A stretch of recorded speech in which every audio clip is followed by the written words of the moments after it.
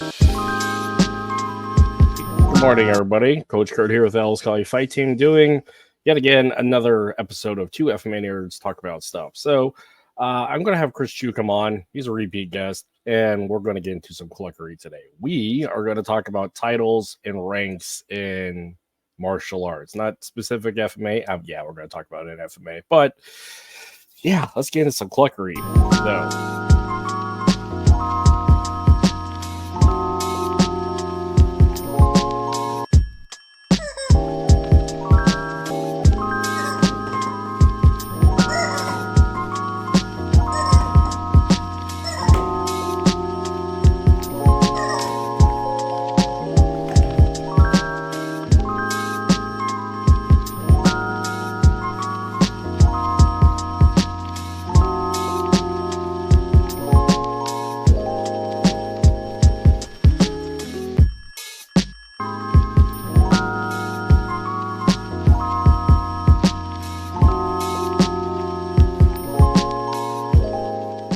Chris, what's going on, buddy? Oh, I'm sharing this stuff right now, so I'm looking at my phone. I'm sorry. Spur of the moment show. Come say hi and hang with us. May offend some of you, may make others laugh. Yeah, so we're gonna, like I said, we're gonna get through some cluckery. So the subject of today is particular to titles in martial arts and titles to within FMA. So, and this actually ties into another post that I saw from Eric Emmerich, Big Tex Emmerich. He's been a previous guest of mine, but he's based out of there in Washington. But this issue about a black belt. What does a black belt mean? And better yet, can a 16-year-old be a black belt? What do you think? Well, so I've given my background a little bit. I started out in TaeKwonDo when I was about 10 years old. I got to be 14 years old, and I got what my instructor called a junior black belt, because in his opinion, he did not think a black belt should be anyone under the age of 15. But as a 14-year-old, I didn't go around saying I was a junior black belt. I was just saying I was a black belt because I was like, holy crap, I'm a black, I didn't hear the junior part. And at that same school, I tested people when they were 12 years old getting their junior black belt. 10-year-olds was a junior black belt because it only took 4.5 years, 5 years to get that.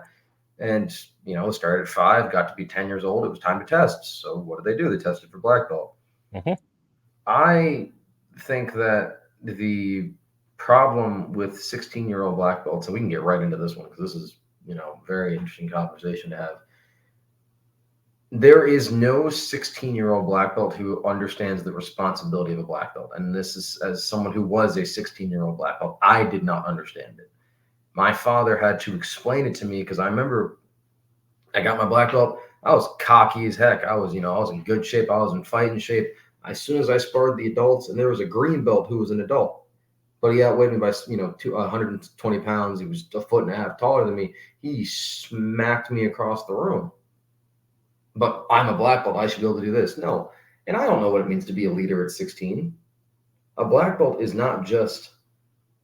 I put martial arts instructors, black belts, and pastors in a similar light, where they're both therapists who are not trained to be therapists. They're both social workers who are not trained to be social workers, and they're both mentors who are not trained to be mentors, essentially.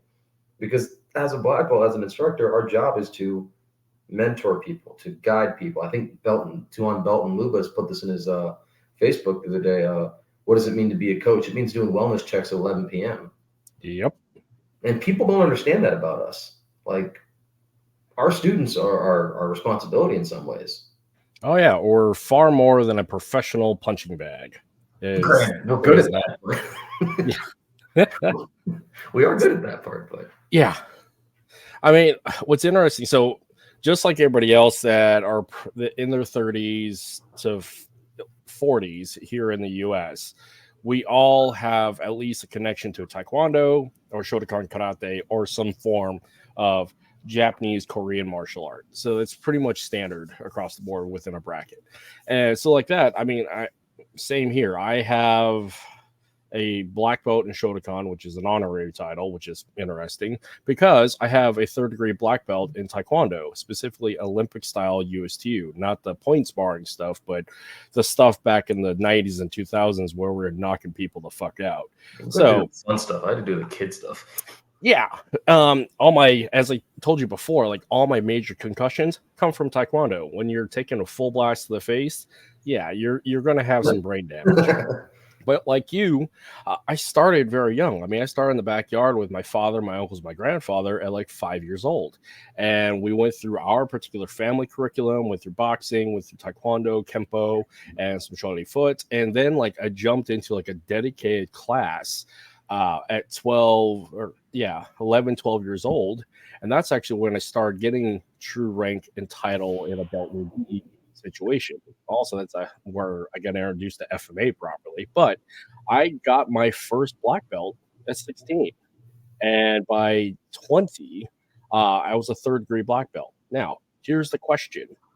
What does that mean to be a 3rd degree black belt at 20, especially with a curious regulatory body such as the ITF or WTF, when that kind of went away because of Team USA or USA Taekwondo? I don't, at this point, there's so many iterations and changes, and there is really no major regulatory body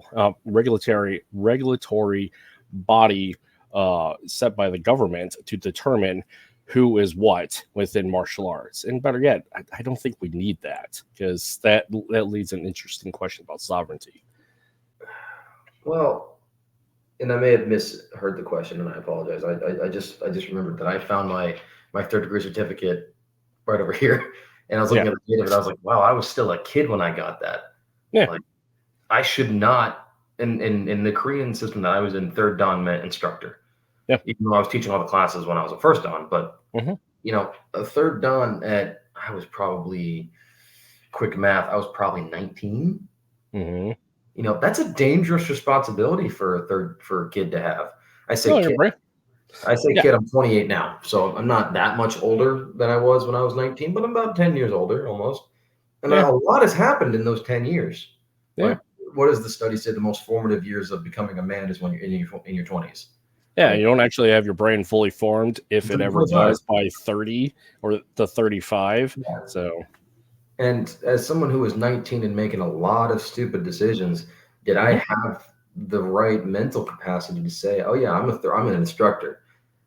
You know, it's tough to say, because, you know, and this is where I think that some people they have a hard time accepting this reality where, well, my sensei says I'm this, so I'm this. Okay, I can't argue that. But do you accept it? Of course, it's hard to say things like, you know, my dad's an example with Remy. If Remy, before he died, even though my father was only a 3rd degree black belt at the time of his passing, let's say on Remy's deathbed, he says, "Bruce, you are now my #1 student in all the world. You are 10th Dan." Well, what do you say? It's the old man's decision, so it's Was it done under ideal circumstances? No, the guy's on his deathbed, and that did not happen. It never happened. So don't try to take that out of context, anybody. But like, if all of a sudden that happened, what does my father do? Yeah. What does any of us do in that situation?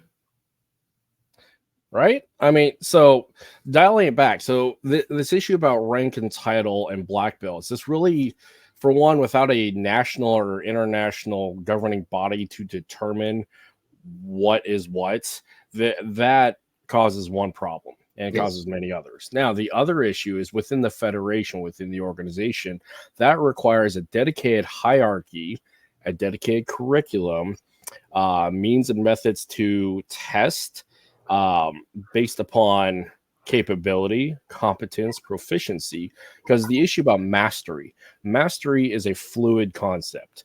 Mastery is a personal process. It takes a lifetime, because if we're talking about good technique is the biomechanical efficiency and the effective use of a set pattern of movements.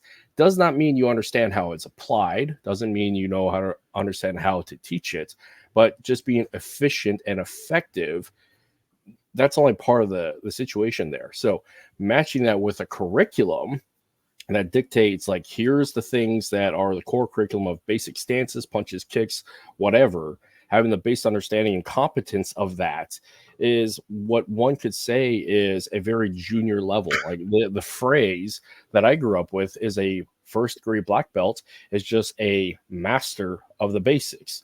But that even is a bigger issue, because how can you master the basics at 16? So the thing that I have adopted is a junior black belt, a first degree black belt, is competent enough and has understood and achieved the core curriculum requirements to meet that end state. And the further black belt ranks thereafter are just a matter of time in grade, time training, time competing, your maturity mentoring process. I mean, I have a dedicated list of the requirements that I've adopted, but without a regulatory body, it's hard to denote that. So the people who actually do this really well are, I hate to say it, the belt and gi factors of Taekwondo, because they have a structured, leveled approach to progression. Who also does this really well is GM Bobby with Tabuada Balintawak. He has a staggered, leveled approach to complete the art, because he's got that. There's a young man, I think it's South Carolina or Florida, who got a COA at, I think, at like 10, 11 years old. He was in Carolinas. He was in Hickory, I think, North Carolina. Yeah, because he tested at the Fit to Fight, the Fit to Fight camp there. He was the youngest unofficial COA or something like that. Yeah, so like he had the basic he had the competence and proficiency at the curriculum of the art. Mm-hmm. Whether or not he's going to expound and grow and master that's up to him. But like meeting the base requirements of the curriculum, he achieved that. Yeah. He achieved that before he was 20. It's possible. He could be a freaking prodigy, you know. Yeah. And that leads to a great conversation of like, what was it? One of my requirements for mastery of anything, and I forget where this metric comes from. I forget where I heard it, but I loved it when I heard it. It's like the apprentice journeyman mastership level. It's like, I think it's like 10,000 hours to achieve the master rank of any specific study. Yeah. Is that metric? I don't know where that metric comes from, but I heard it once and I liked it, because I go, oh yeah, if you do 10,000 hours of good reps, you're probably a master at it. But then we're talking about good reps versus just reps. Yep. 10,000 hours of doing something incorrectly is still 10,000 hours of doing something incorrectly. Yeah, that's that proficiency and efficiency issue. Which I think you're completely right on to it. Like, there is a certain age level, there's a certain level of maturity that has to be played into the game of, is that kid, that COA of Balintawak, a great technician of the Balintawak curriculum? He knows more than you and I combined. Oh yeah, absolutely. But does he understand the finer intricacies of movement? Does he understand the more philosophical parts of becoming an instructor? No, he's 12. He shouldn't know those things yet. No, there's an age experience deficit. You and I have been doing this for, I've almost hit the 20-year mark of martial arts. I hit the 30 mark a long time ago. Yeah. Which is crazy to say. Yeah. But like, that's the truth. And this kid, again, no disrespect to the kid, I know his instructors. I know GM Bobby, and I love GM Bobby. He's phenomenal. I saw his videos. But does he understand what it means to be, like, if he were to go for FQI, I don't think he'd be allowed. And I can't speak to GM Bobby or the instructorship, but I think there was someone saying, like, look, he's just not prepared to be a fully qualified instructor because he's not old enough. Yeah, the age. To say. Yeah, the age responsibility issue. Like I said, it's the maturity and experience model. Because again, I remember myself as a pissant 19-year-old, especially when I enlisted for the first time. I mean, I didn't really chill out until, really a couple of years ago. But now you're chill? Yeah, so I just met you when you turned chill. Yeah, pretty much. That was after my enlightenment phase. But the fact is, like, at 19 years old, 19 to 25, your brain's not fully developed. And when we talked about it, it doesn't really actually happen until you're early to mid 30s. If you look in special operations, like special operations in the military want guys older. Now, that's an older model, but they wanted people who had been in the military for a while, had the maturity, had the understanding of how to lead. They have the understanding of the experience and the responsibility of their actions. This is aside from the 18 X-ray program, but for like conventional military leading into special operations, they want guys who are seasoned in how the military works and leadership and the maturity attached to that. Because the fact is, you are dealing with some high responsibility, not just in the aspect of lethality, but the responsibility of material and men's lives.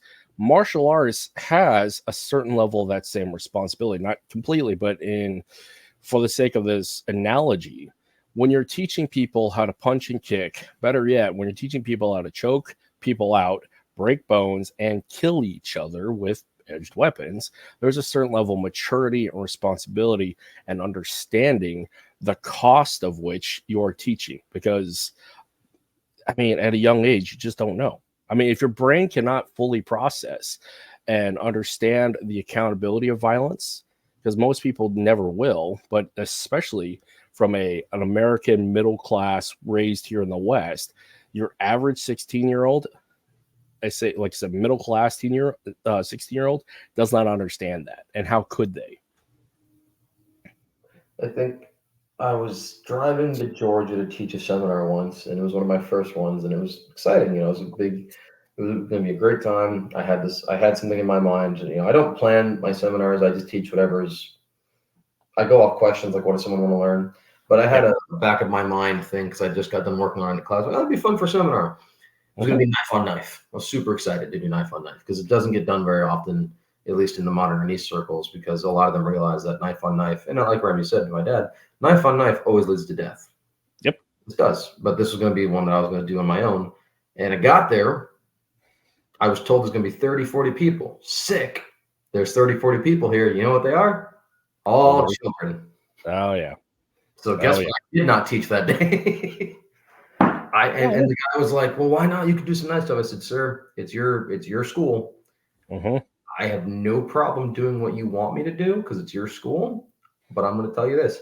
I'm not comfortable teaching children how to kill each other with knives. Yeah. Responsibility. And that's professional integrity. You want to teach and how to punch each other in the nose and elbow to the back of the head? That's your business. I don't like teaching kids how to stab each other. So what do? We just play with sticks. Yeah. And really, so going back to the model of core competency, I can't speak English, I haven't had enough coffee, but competency of the core curriculum. So like from TaeKwonDo, where you have the basic capability to do the fundamental forms 1 through 10, the basic capability of doing the one-step sparring, the slight application of it, and you've competed to a certain point. I mean, that is a matter of time and grade, and like you said, a basic proficiency and capability of the curriculum. But the curriculum has to be dedicated and saying, like, here are these requirements to meet that end state. Now, when you get older, like the second degree to third degree, like the model that I've grown up with is your first degree for your first to 3 years. So starting at the model of 16, you can be a first degree black belt until you're 19. And when you're hitting 19, that's when you start leveling up to the adult rank in competition. Okay. And also at that core level of like a first degree black belt, you are being mentored underneath the senior student, which is somebody in their 20s, a third degree black belt, but you're the one who's leading warm-ups. You're the one who's helping with the lower ranks and going through their basic forms. Basically, from a military structure, you're like a corporal. And what the third degree black belt is like an E6, somebody who's seasoned enough to lead a program, but not in charge of the school. So you have your sensei and your senpai kind of structure from the Japanese method. So, but like with first degree black belt, you are still trying to understand the core basics of teaching the core basics, and you're beginning to compete. Once you get the second degree, I mean, at this point, you're truly in the process of mastering the core curriculum and the heavier applications of pressure testing, but you're also competing. You are leading classes, but main thing that I look at is you are competing. You are competing in full contact sparring and full contact fights to really understand the responsibility of what you're doing. But that takes like 3 to 5 years from base. So hopefully at that point, you're like 21 years old, 22 years old. So you're starting to get that maturity structure. By the time you're at least 25, because this is an 8-year process, you're definitely a master of the curriculum. You're starting to dip into that higher curriculum, like the lethality aspect. And you have definitely done a fair amount of full contact sparring and semi-pro to professional level fighting. And you're leading your own classes. Like you're in part of the school, but you have your dedicated classes that are yours. And also you're preparing to open up your own school as a satellite program underneath that structure. But again, this is a model that I like, and I've seen this a lot actually in Shotokan Karate and in Taekwondo. For FMA, don't know. I don't disagree with your model. I think it's actually very thorough and very useful. You know, and we talked about this at length about the fighting arts versus the non-fighting arts. I'm like, if your style is not a style that preaches its combat prowess, then I don't think you need to be in the ring as a pro fighter. No. But if you are one, then yeah, you better put up or shut up. You know? I don't claim to teach a great fighting art in Arnis International. I don't. And modern Arnis, I don't believe is necessarily a straight up fighting art. And I'm the first one to say it. Anyone says otherwise, I have a great argument for it. But are there concepts that I used when I did fight in the ring? Oh God, yeah. Oh yeah. My dad taught me from a boxing standpoint and incorporated the modern Arnis in to make me a better boxer. But in and of itself, Remy didn't care about fighters. Yeah. Remy wasn't trying to make fighters. He was trying to have thousands of students all paying him, and it worked. Again, propagation and preservation of the art versus innovating and creating fighters. Because, I mean, understanding that dynamic is really important. Because, like, the model that I attribute from comes from a combat sport model, whether it is Olympic combat sports or professional combat sports. Because here's one: boxing doesn't have black belts. Their ranking system is based upon the Golden Gloves model and leading into the pro level. A matter of their class C to class A fighter, which denotes like how many pro fights they have had. So that is like the only real metric of rank and structure in their gym. Are there black belts, quote unquote, in Muay Thai? So you have like crew in traditional like Thailand Muay Thai. That's really hard to answer because you have like Arjan, crew, crew Yai, because crew is like a very basic level instructor. Crew Yai is you're a head instructor of a school or team. Then Arjan, depending upon which lineage, is a master instructor. Okay. So that's really the structure there, but it's really, from what I understand and my own education of it, it's a mastery, it's a process of fights and years teaching. And actually, Muay Thai has a dedicated curriculum as well. So that is also a model that is followed. So we'll take a quick segue because Eric actually has a pretty good question here. Because like the issue about, let's bring this up. So Eric is asking about kung fu and weapons like the sword and staff, and there's a bunch of two-man weapon sets in their approach. Now we are specifically talking about knives and lethality and danger to that. But for like compared to the sword, now the practicality that I look at in the potential lethality of a sword is what is the likelihood of us carrying a sword in everyday circumstances?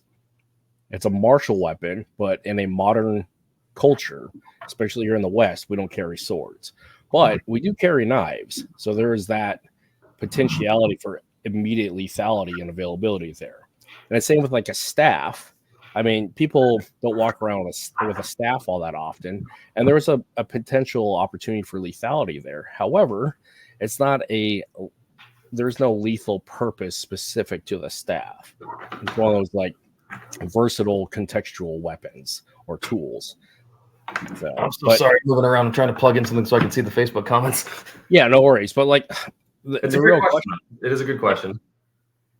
And I didn't mean to interrupt you. So no, it's really what I look at is the Western perspective of we don't walk around with staves, we don't walk around with sticks, we don't walk around with swords, depending on which cultural group. But what are you talking about? I'm ready right now.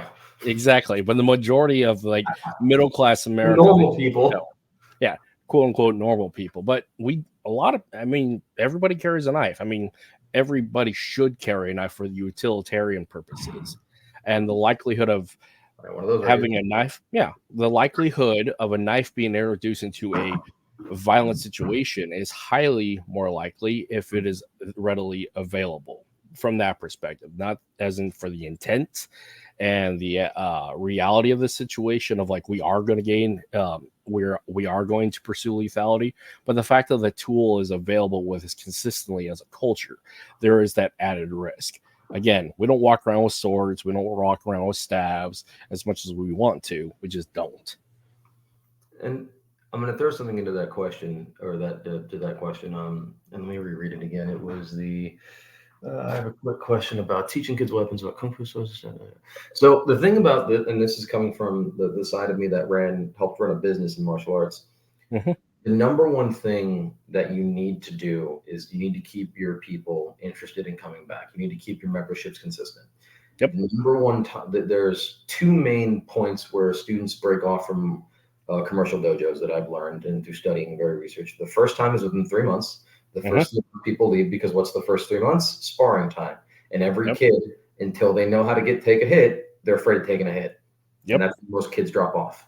You lose about probably 50%, maybe 60%. It's been some years since I did this. But then the next point you lose people is around the brown belt level. So it's about, third year, fourth year, right before black, because they're bored. They don't want to do it anymore because nothing's changed. So that's where things like weapons classes, weapons topics, my sensei did a great job. He did a different weapon a month, and that was the focus. So we taught, and the weapons we did were nunchucks, staff, size, and kama.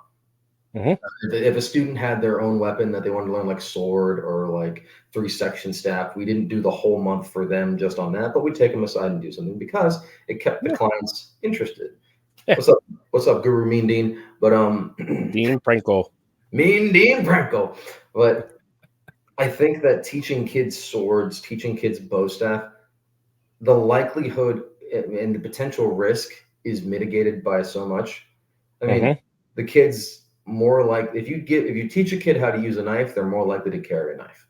How to use a sword, I guarantee his mom's not gonna let him out of school or let him out to school with a sword.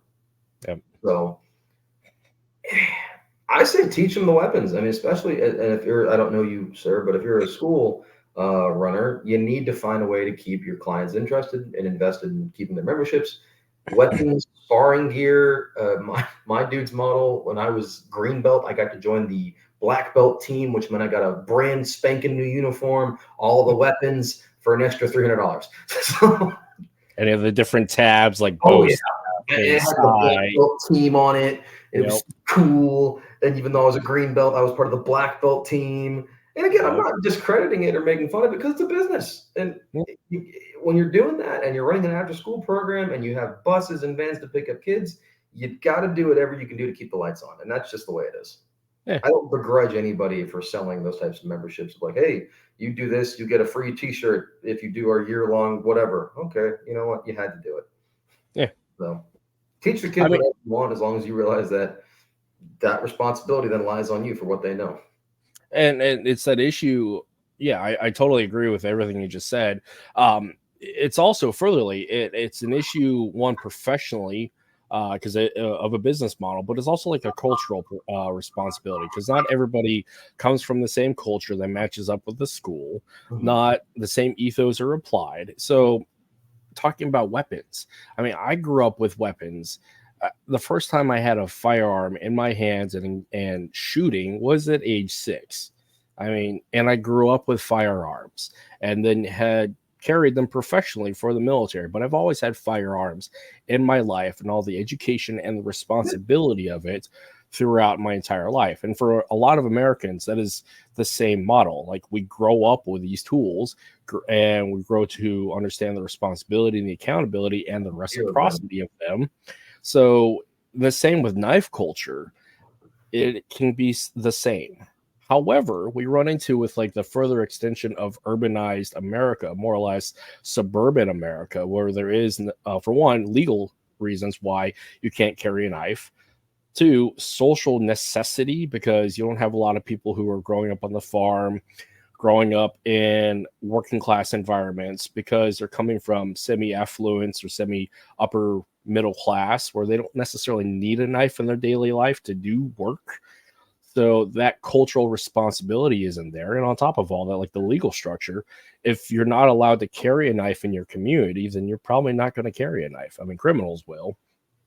But the fact is, if it's not part of your daily life and part of your daily education, the cultural reinforcement or responsibility model does not apply. And typically, with these belt and gi schools where there's weapons introduced, there's this issue of upper middle class Americans showing up from the suburban centers and saying, I want to learn karate or taekwondo because it's a after school program, but they don't have the cultural base and understanding of like the respect for weapons and the responsibility for weapons and the lived-in experience of all those things. I completely agree that the social thing definitely plays a factor in it. And like you, I grew up around guns. I grew up around knives. I was learning how to shoot handguns at 8 years old. I was learning how to shoot rifles at 6 years old with my grandpa up in the mountains. I remember one of the earliest things my mother ever taught me was that you need to listen to the range master and God. And on the range master is God. Yeah. That's it. There is no questioning these things. And, my grandpa had a gun room. I never went into it. I didn't even risk it because they put such a fear and respect that if you go in there, you will not like what happens. I don't even know what was going to happen. I probably just gotten beat, but it doesn't matter. I never touched it. I didn't go in. Even as an adult, I didn't touch my grandpa's stuff. Yep. Because there was a social reverence and respect to the weapon. Yep. Now, I had swords all along my house because of my dad and his kung fu training that I never touched. Yeah. I knew what they were. Yep. I knew that they were potentially dangerous. And my parents, instilled enough fear and respect to go, if you touch that, you will not like the outcome. Yeah. You don't need to know what the outcome is. You're just not going to like it. No, you're not. When you're working with kids, especially, and I know that we weren't planning on talking about running kids dojos, but that's a fun one we can talk about for sure. When you're working with children, you need to be aware that, again, whatever you're teaching them involving weapons, it is your responsibility, because the parents 10-1, granted, like you said, a lot of us grew up with that, but I never assumed the parents taught them anything involving weapons. No, because I came to you as a martial arts instructor. So I assumed the parents knew nothing about weapons, just to cover my butt and say, all right, this is what it was for, this is why it's a risk, and this is why. When I gave sticks to kids when I was growing up in the martial arts school, that look, these are not yours. These are your parents. Yep. They will choose when you get to use this. Yep. This bow staff does not belong to you. I don't care if your mom said it's yours. It is hers. If she takes it away from you, she took it away from you. Yeah. And it's that simple. Like, in the same, it is the ultimate responsibility of the parents anyways, because a child is a child. Parents are responsible legally for their children up until the point of emancipation, adulthood. So yeah, it may be the child's in usage, but in the legal sense, that tool is really belongs to the parent, and it's the parent's responsibility if that tool is misused in a point of violence. The parent is also going to be held accountable legally. So there's that issue. My mom took away my nunchucks many times because I'd use them in the house and break something. Yep. Like in my own case, my daughter's knife has been taken away from her because she misused it. Because my aunt, just like a lot of other parents, when it comes to this stuff, is if you misuse this tool, I'm going to take it away from you until the point that I feel that you're responsible enough to carry said tool. She didn't do anything illegal. It's just she did something that I did not appreciate and misused the knife. As the dad, it doesn't matter if she agrees or not. Yeah.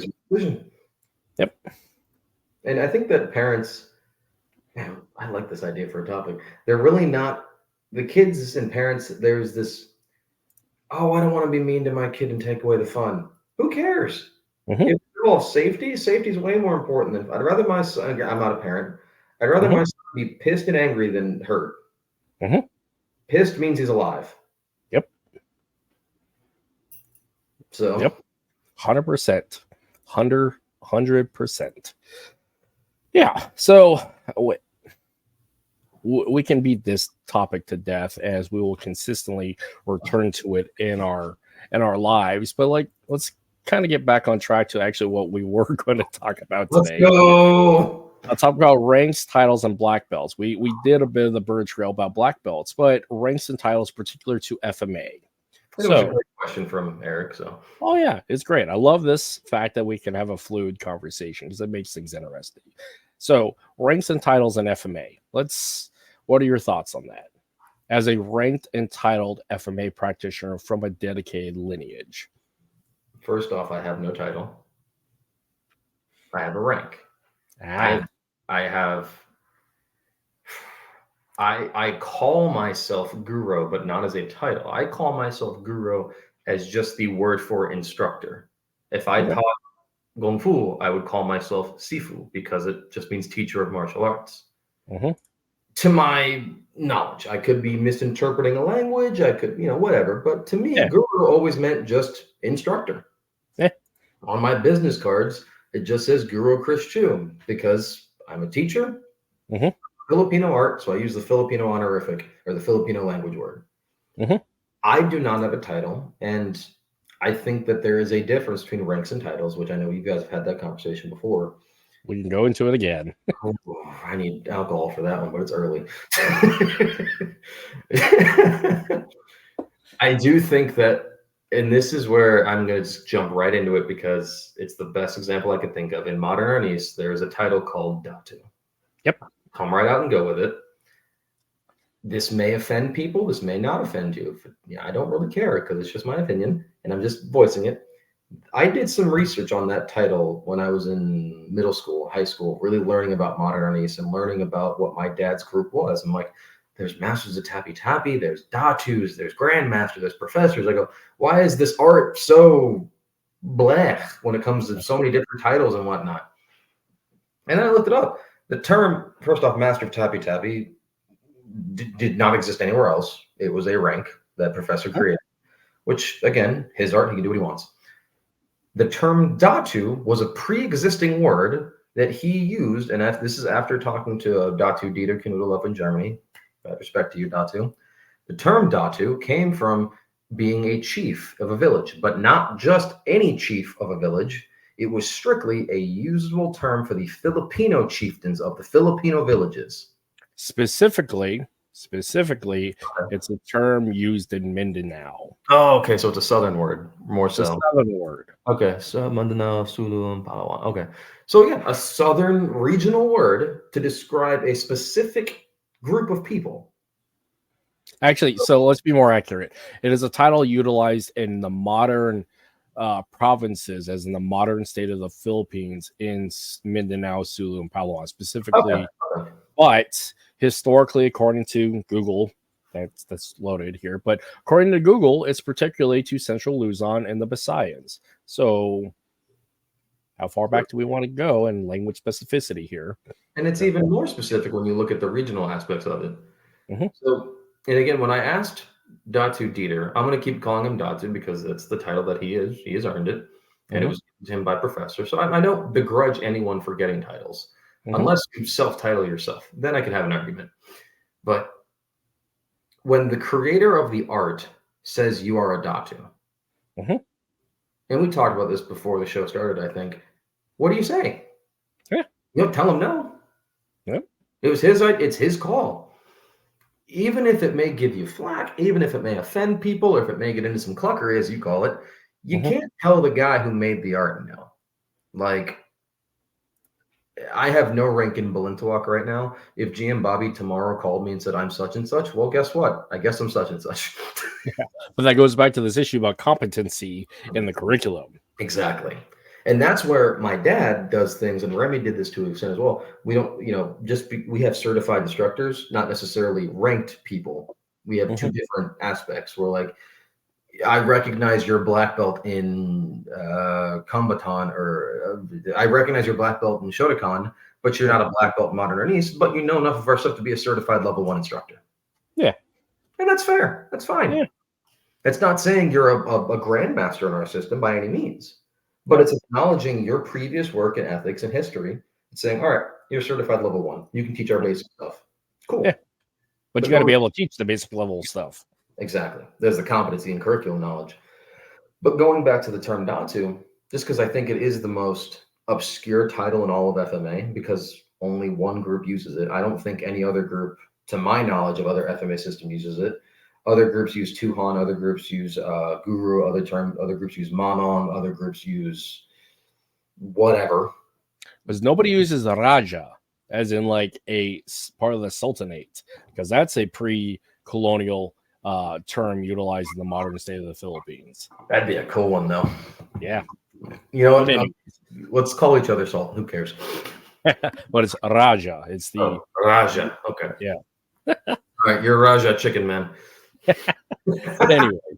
but to the thing, it's like the term Datu, as far as Datu Dieter says it, Professor used that term, and this is his words, to give respect to the guys who were basically running a village. Yeah, a tribe. Running the martial arts tribe. Yep. As in Datu Dieter's case, he basically built modern Arnis Germany. Yeah. Like Datu Kelly Warden. Most of modern Arnis Europe is him. Yep. Datu Kelly Warden, the most of the Northwest in America is modern Arnis because of Kelly Warden. Yep. Not all, because you got Super Dan Anderson, et cetera, but Shashir Nakala. Yep. Vancouver, Ontario, Canada, modern Arnis guys. A lot of the modern Arnis guys in Canada can trace their lineage back to Shashir because he started that tribe. And there was more Datus who... I have this great book. It's the entire history of modern Arnis. You should look it up. It's great. It's one of my favorite books. Shashir Kelly. I don't know. One of those guys is dead. Dr. Tim Hartman. He is a tribe runner in where? New York. New York. I don't know why I couldn't say that word without throwing up.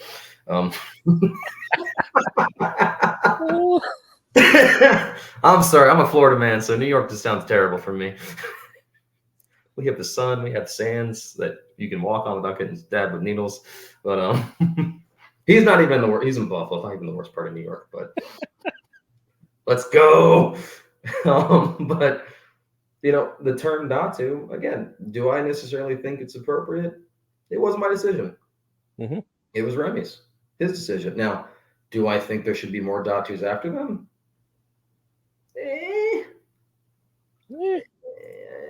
If done correctly, yes, there's a way to do it correctly. There's also a way to really do it wrong. I don't think these guys should be promoting 6 or 7 Datus in their own organizations. Because unless you are meeting the criteria that the guys who did it before you did, what makes you a Datu? I know. Can we talk about that thing with Kelly? No. Actually, no. Yeah, we probably shouldn't. Actually, no, it's public knowledge at this point because it was on another podcast. Okay, so on FMA, just a really small piece though about it. Go ahead, but say the preface. Yeah, so this was mentioned on another podcast. So this is already public knowledge, it's documented. But Dr. Kelly Warden has said that when he retires, when he moves on from FMA, or better yet, when he passes, hopefully he never does, but we do. That is part of the process. But when he passes, he's already determined that Guru coach Belton Lubis will be receiving his Datu title. That's already documented. So I'm not pulling this out of my ass, but he said this on FMA discussion that he's going to pass on his Datu-ship to Belton Lubis, to Tuhan Belton Lubis. So, and in that case, it's a perfect example because Tuhan Belton leads a tribe. Yep. Dude's got people. Yep. I'm one of them. So I don't think you can lead a tribe of 2 people in your garage. No. It's bad. And again, if that's not your goal to have 40 students, that's totally fine. Yeah. There's nothing wrong with that. But if your goal is to do that, then you need to put in the work. Yep. And that's where these titles and black belts and ranks and all these other things, like, I don't care for them, speaking personally, and I think that comes from my dad's Eastern view of Chinese Kung Fu. Mm-hmm. He hated the title master. He hates it to this day. He doesn't like being called it. When we're on, we're off the floor at dinner and after sunrise, please, it's Bruce. Mm-hmm. Oh, come on, Grandmaster Chu, please, it's Bruce. And the way he phrased it to me was, in Chinese Kung Fu, there are no masters. There was the guy, and that was it. And in the Chinese Kung Fu proverb goes, you are only a master when you have no more questions. Yeah. GM Bobby says, I am nobody's grandmaster. I am student. I am always student. Mm-hmm. He says the only reason he's a grandmaster is because he has students who became masters, and his students, if they're masters teaching other masters, they can't be masters, so he must be grandmaster. Yeah. He does it very equational, which is perfect on paper. Yeah. If you have a student who becomes a master, you two can't be the same, so one of you must be the grandmaster. Yeah. And I have a similar upbringing. So my family, my adoptive family, is actually where all my martial arts come from origination. It started with my grandfather, the Marine Raider, boxer, all those things from World War II, brought it forward to the family. But my father, my adoptive father, is really the first dedicated black belt American martial artist, because he grew up in the 70s. So like you have the American Revolution of Kung Fu and Karate. So you have Ed Parker Kempo, you have JKD. He's got all like where America exploded with martial arts. So, but in the same, because he's an American, he strongly dislikes titles and ranks. He really dislikes them, because the issue from an American perspective of, we don't have an aristocracy. We don't have a dedicated caste system. We don't have these things specific to denote value, subservience in an arbitrary structure, an arbitrary social structure, other than like things like religion and whatnot. So, but from a system that is adopted by Westerners, that comes from an Asiatic origin, he is of the belief that Americans don't use them because Americans don't have those things like a dedicated aristocracy. So like, system. yeah. And in his case, like my father is a grandmaster in TaeKwonDo. But here's the thing. He's a non-practitioner at this point. He doesn't lead a school. He doesn't have students. So his title really is something that hung on the wall, but he doesn't do anything with it. So is he a grandmaster still? I mean, he's still capable, but he's not to the point that he's competing like he used to. And he doesn't have a school, and he doesn't have students. So how can he lead a tribe, so to speak? And how can that really match to like the responsibility, again, back to the competency and curriculum structure? What is he at this point? Well, now we go into the tougher argument or tougher discussion of, let's say you are removed from a system, are you still at rank? Yeah. Like, I know from example, I won't say his name, obviously, but I knew there was someone who was very high ranking in a certain Filipino system that is no longer a part of that Filipino system. Yeah. Was excommunicated, but his rank was on his businesses, on everything. He was still that rank, because you can't remove the guy's rank. Yeah. You can take him out. You can tell him he's no longer part of the group. But at some point or another, he's got a piece of paper saying, I am this, signed by the guy. Yeah. And that's where, you can't get rid of a guy's rank. No, he's earned it. Exactly. Like, even if you try to demote the dude, you just can't. Can you remove the knowledge from his brain? Nope. Can you remove the experience from his or her brain? You can't. Unless you erase him from history and you kill him and you take all the pictures down, the posts down, whatever, and the certificate's gone, and give him a lobotomy, he is that. Mm-hmm. Some way, shape, form, or another, he is that title.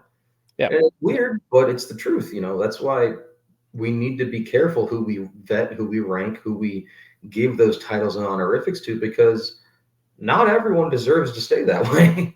No, and again, this is the tricky part about without a regulatory body that can have legal ramifications for certification or somebody who's not in compliance, then we run into this issue that it is a matter of the organization that determines if that person is still capable of teaching underneath their banner. And again, that really boils down to marketing.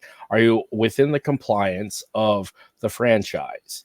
Because that's franchises are really in martial arts organizations are really the regulatory body, but it's particular to that group. There is no like national standard, and if there was, that's tricky. And thereby, yeah, and thereby there's no international standard. So that is it's a curious problem that we have to deal with. And actually, this is that part about like who is the vetting process of from one style to another. Because I mean, one, skill speaks for skill. Now, physical skill does not necessarily mean intellectual skill and intellectual capability. Very true. Physical skill doesn't necessarily denote for maturity and understanding the integrity and responsibility of said prowess. Because let's face it, there are some phenomenal fighters out there that are garbage human beings that are just train wrecks. Some of them became world heavyweight champion or light heavyweight champion.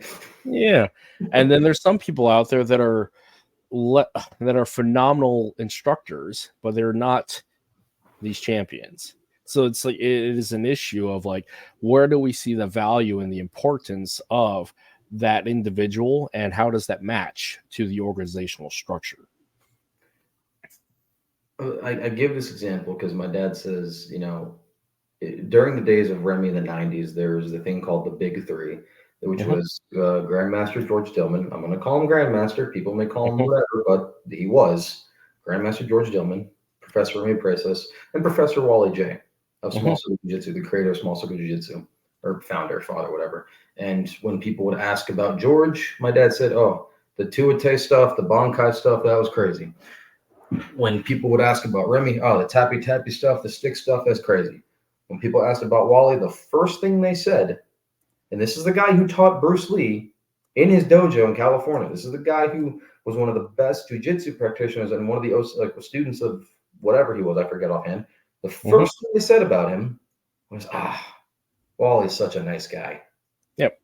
On top of his technical prowess and skill. And that's where I think that what I've always strived to be more, and, as people say, and as I've gotten older and I've gotten more look at my own skill, I'm no slouch when it comes to this stuff. Doing this a while, not nearly as long as you guys have, but I'm no slouch. But I'd rather be a good person than a good martial artist. Yeah. And actually, no, a good person before a good technician, because I think the martial artist is a mixture of the two. Yes.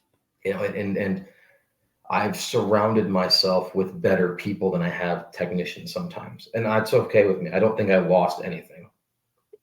I think I've only gained being surrounded by better technicians or better people than I have better technicians. There have been some guys where I've met them and they called me up to Uke, and as soon as I felt their energy, I'm like, oh, wow, this guy's incredible. Yeah. But then I listen to them and I go, this guy's so full of it. This guy can't walk into a room because his head won't fit to the door frame. Yep. But phenomenal and skillful and could disarm me without moving. But I don't care if you're not a good person. Yeah. So. Yep. And much to the credit of my adoptive father is when I first was signed up into that school in Utah, he had a very upfront conversation with the head instructor in there about saying, hey, here's the rules that I have specific to my son and your employee to my son as a martial arts instructor. You will not do the no red flag stuff.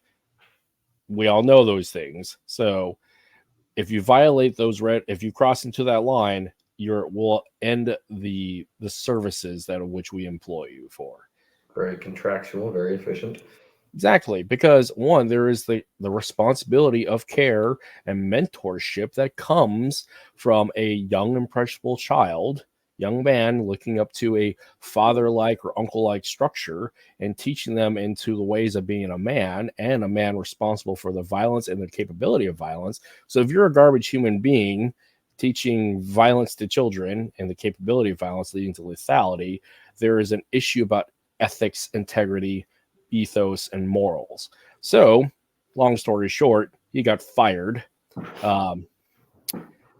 So yeah, there's that. It also helped that we moved, but from an intellectual standpoint, from a contractual standpoint, we no longer have contact with this gentleman because he got fired for violating our terms of my father's terms of service with him. Well, and I'm curious that you, as a father, and you have how many kids? I have two. You have two. You have a daughter and a son, right? Yep, I can only afford two. but and I'm not a parent, so I can't speak to this. Like, I can only imagine, like, the decisions and the talking you must do with your wife of, all right, do we let our kid stay there? Do we trust this person to watch our kid for more than a few hours? Hell, do we want our kid to watch our kid for 10 minutes? I remember growing up, like, well, why can't I, I look back, like, why couldn't I stay at so-and-so's house? Why couldn't I do this? Why couldn't I do that? I still don't understand that responsibility yet, but I have a better understanding of it as an adult. More into the future. Oh, yeah. If I'm trusting my child with you, your after school program to learn karate, that means I'm trusting you with my child's life. Yeah. And it is now your responsibility to make sure he is alive by the time I get there. Because if he is not, you will answer to me. That, and also the long-term damage of within the care of that person, because some of those red flag lines that McDojo and Bushido have great examples of and consistently make sure that they are well known is, again, those red flag issues of the mandatory reporting issues. So because that stuff, I'm sorry. No, go ahead. I just know that, and I think that stuff is more important than what people realize. Like, my dad told me when I got my first black belt, like, Chris, I'll start teaching you now. I'm like, well, why didn't you teach me sooner? He goes, Chris, because that guy, and I give my sensei a lot of respect, even though him and I had a very bad falling out. He would always be my first sensei. And I learned a lot about becoming a man. I learned a lot about growing because I was with this guy for 10 years, And my dad said very, very clearly after I got my black belt, was, Chris, this guy will not teach you how to fight. No. He will teach you when to fight. Yeah. He said, and then Dad said, well, I will teach you how to fight. But that's, a whole different thing. Yeah. But this guy, I did not get in many fights at school. I was very well spoken. I was very disciplined. I was very well mannered. Because this guy instilled it at such an early age in my life, he was like a second father to me. Because at the time, I didn't respect my stepdad for no reason, no bad reason. He just wasn't my dad. And I was still bitter about that. Now I love my stepdad. I consider him a very dear friend and a very good family member. And my dad wasn't around. Dad lived 800 miles away. So my sensei was like a surrogate father or an adopted father. His wife was like an auntie to me. It's the Mr. Miyagi. Yes. It's the Mr. Miyagi structure. Very much. And he would pick me up on Saturdays from my house to go open the school with him. Like, I learned a lot. But I didn't learn how to fight. No. That wasn't the point. And my dad never told me that until I was much older. But he knew that I'd be safe. He knew that I would be protected. He knew that I would learn some good stuff. Yeah. And that's where I still give him the title of sensei to me. Even though him and I had a really bad falling out, and apparently he does not like me after all these years still, and I don't really care. But I still send people his way and I tell them, hey, just don't tell them you know me. Yeah. Tell them you found about him online, but go there, you'll be taken care of. Yeah. And they did really well. So martial arts is a form of tribal learning. Again, this is the issue of the West, specifically the Americas, is across the board, because it's the issue of scale. There isn't necessarily this structure of tribe or clan where you see that.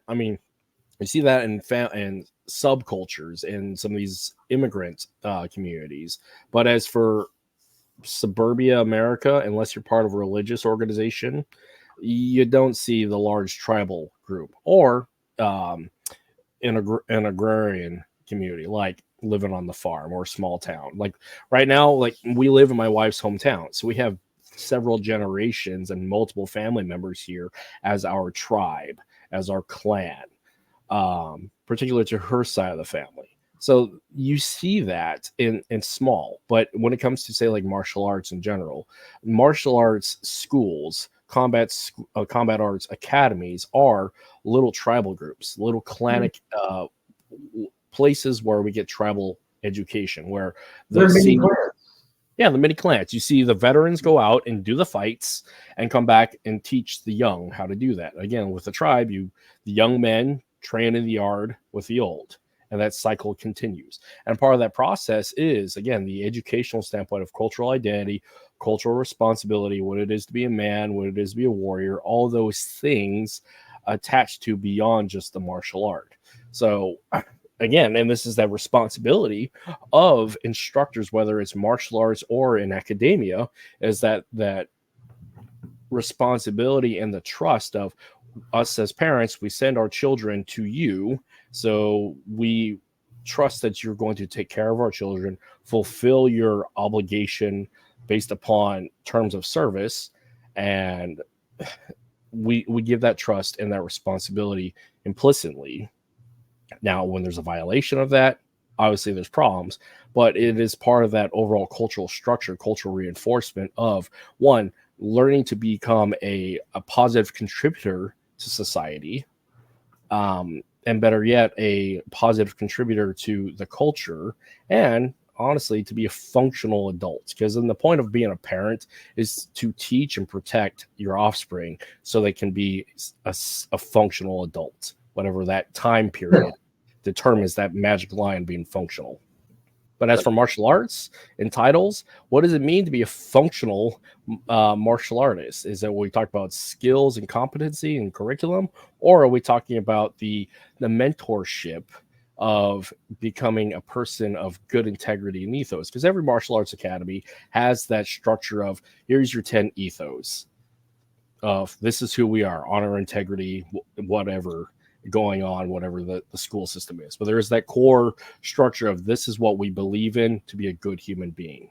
We can plug and play based on Legos, but the fact is there is a certain level of cultural reinforcement for behavior and compliance. And if you violate that social contract, well, we boot you out of the tribe, boot you out of the school. But in just the same, sorry. I was like, I had nothing else to add to that, so.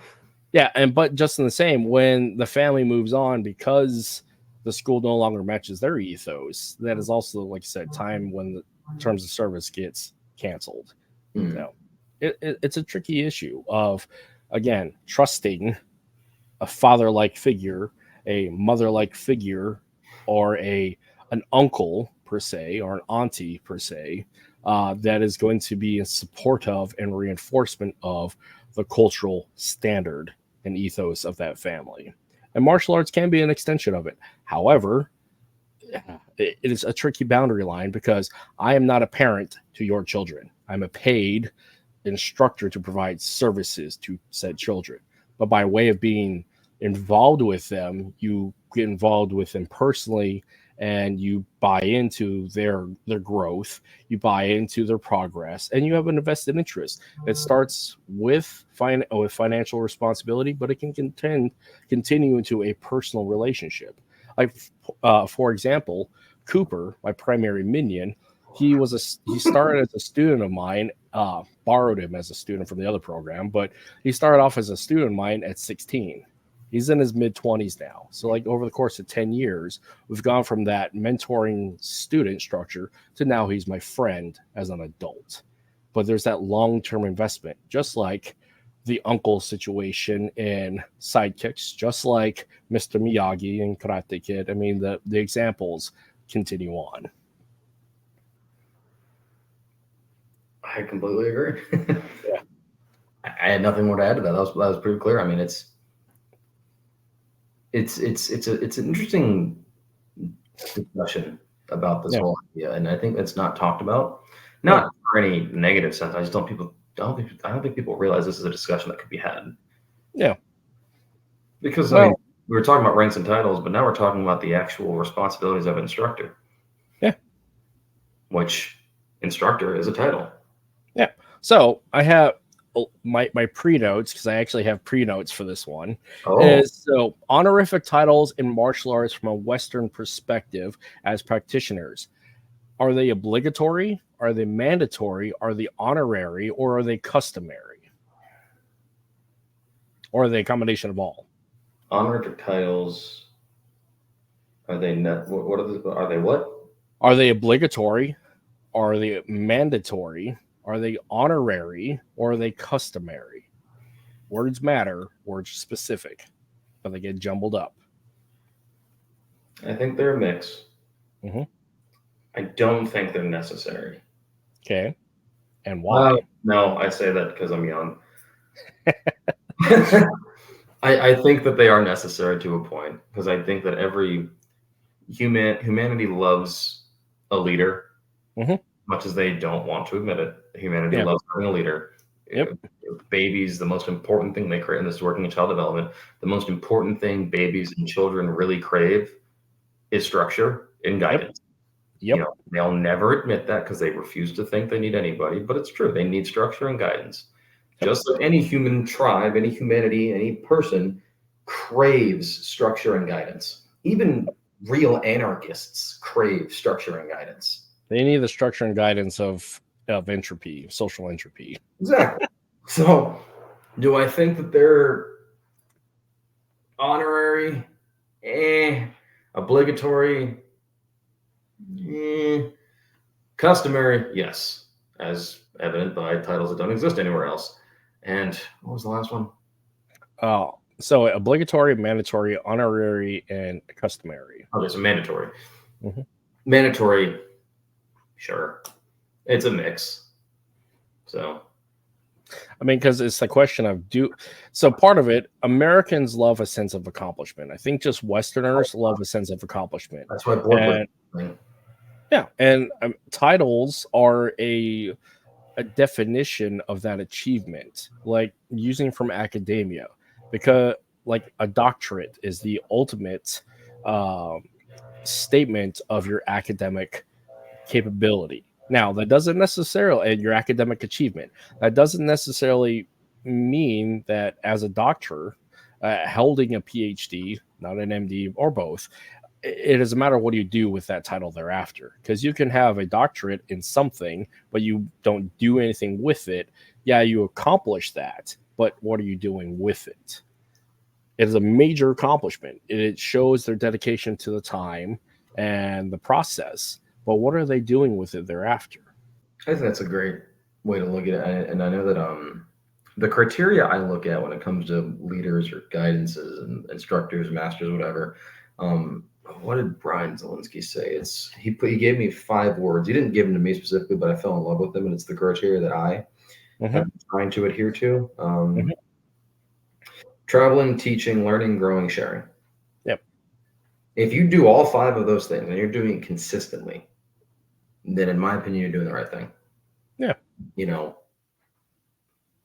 I first heard that when my dad got promoted to 8th Dan after 20 some odd years, 25 some odd years of having nothing but a 3rd degree. Yep. And Brian Zielinski, Dan Anderson, Brad Frank, all those guys over there, the original modern, and these guys alongside my dad at the time, you know, but not my dad in the ranking decision, they all agreed, oh yeah, your dad should be ranked higher. And this was their decision. I didn't come to them. My dad sure as hell didn't come to them. He was pissed that I didn't tell him it was happening. He's like, you told my son to lie to me. And they're like, you're damn right we did. We didn't want you to know about it. So traveling, teaching, learning, growing, sharing. I mean, those 5 bits of criteria are what, in my opinion, stands out if you're deserving of the title of master, and also are you a good person along with those things. So, because again, as an instructor, you are also the interface to the public of what that organization represents. Because again, what titles, whether they're mandatory, honorary, customary, or obligatory, are also a thing denoting that they are attached to a certain marketing scheme or a certain marketing structure particular to that organization, to continue on with all those things for the benefit of the tribe, the organization. You have to adhere to the standards particular to that. Of one, you have to adopt the titles and you have to be worthy of the titles. And the regulatory body is particular to that organization. Agreed. Yeah. So it's a tricky thing where people having the honest conversation of like, our titles are specific for marketing and business. We can check Roger on that. We get that. because it is appropriate to have the cultural titles and ranks specific to that cultural martial arts. Now, there is discussion of what those mean across the ethnosphere, across the martial sphere of culture, and also the vetting process of capability and competency. But it can be appropriate to say, hey, if we're doing FMA, we should have FMA titles attached to it. But Guro, for example, has such a variety of definition and context attached to it, depending upon the organization, and also like the differences of a type of Guro, such in like Punang Guro, Manang, Mandala Guro, yeah, it depends upon the organization. So like Pikiti Tercia, for example, I mean, what, they have like 45 different ranks leading up to Tuhan. Then there's Grand Supreme Tuhan. Yep. Or Grand Tuhan, then Grand Supreme Tuhan, which is just a interesting development. Yeah. But, well, today I posted a video of my FCS instructor, Guru Ben, who teaches me FCS. But on my business card it says Guru. We're not the same. Yeah. He is still my senior, my superior in FCS, but people call me Guru. Yeah. Teach FMA. Yep. It's really that simple. And this is where, like, for Americans and Westerners, the title coach, for my case specifically, and I know many other people do it, like Coach Danny Terrell, for example.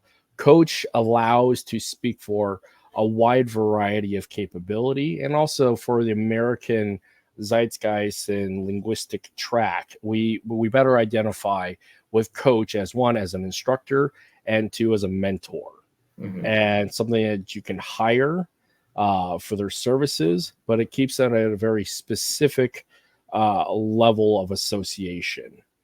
Yes. So it gets tricky when we say life coach, but when it comes to sports, your coach follows those three things, and it's cleaner in a lot of ways for Americans. That's again why I dropped the title Guro a long time ago, because this issue of when I'm coaching combat sports, that title doesn't really absolutely match up appropriately. It doesn't make sense for the average boxing coach or the average boxing participant.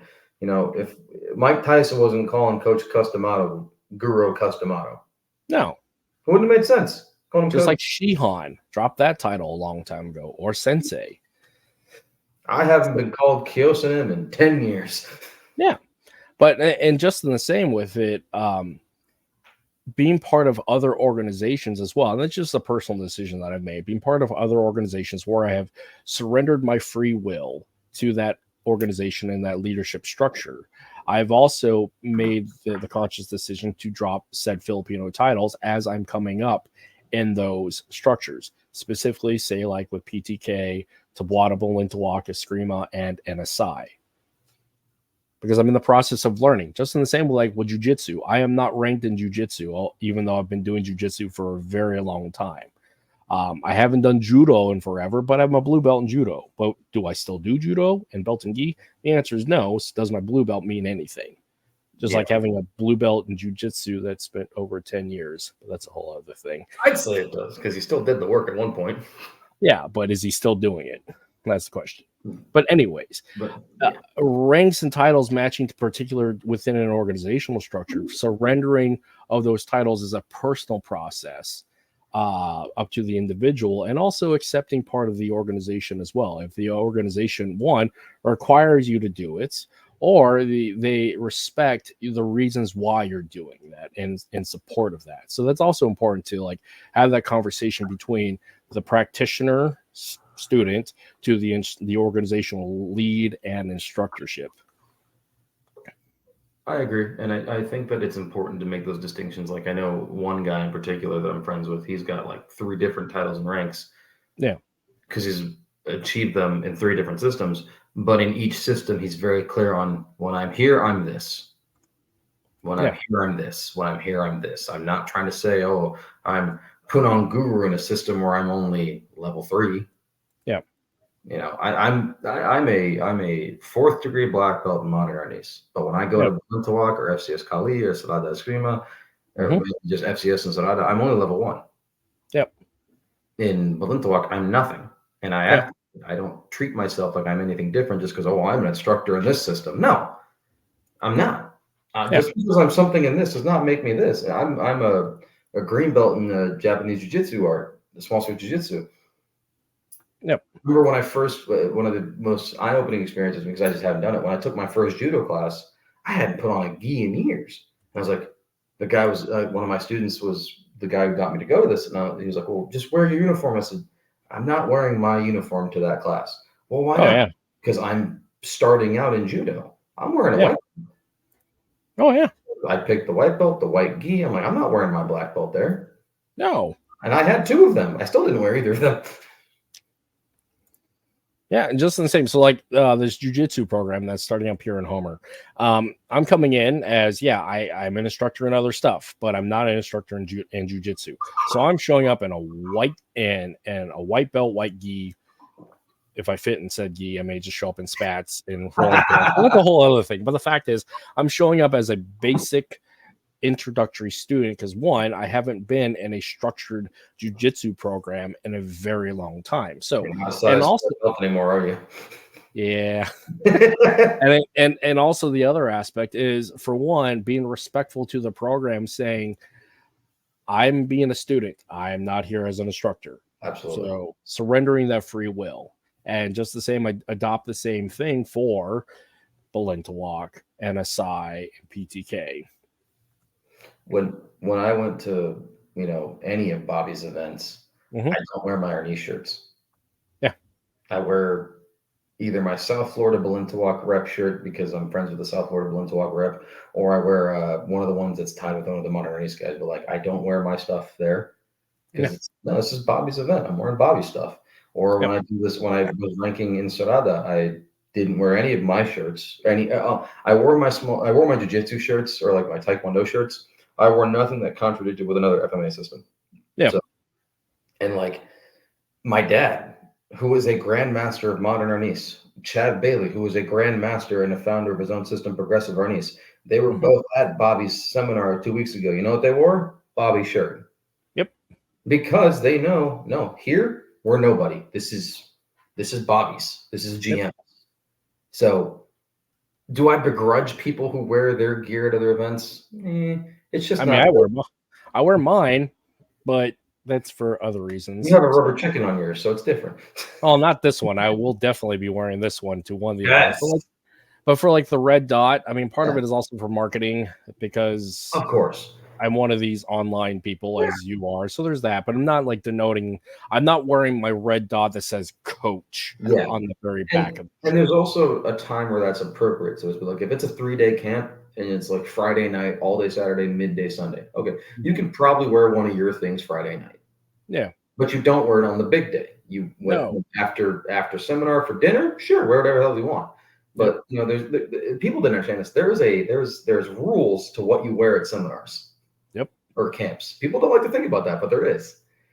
Because if I went to Bobby's World Camp and it's Saturday, the biggest day of the camp, and I wore one of my shirts, what does that say?